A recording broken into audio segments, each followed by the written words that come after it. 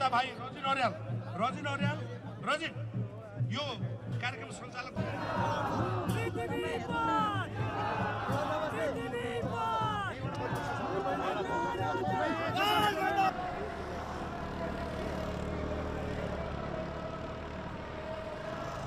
यो देशमा चाहिँ अन्तिम विकल्प भनेको राज संस्था र राजा नै हो।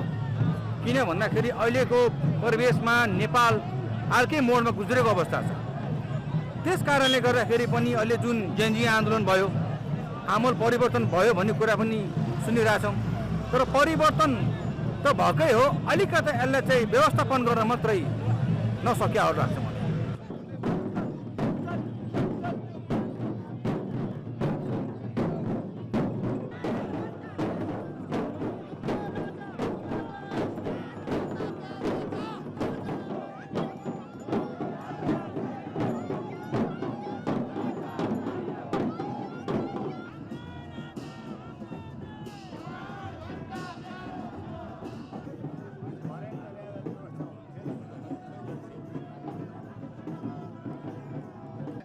दिनुभएको वक्तव्यलाई हामीले महसुस गर्दै आज पृथ्वीनारायण शाहको जन्मदिन मनाउन आएका छौँ।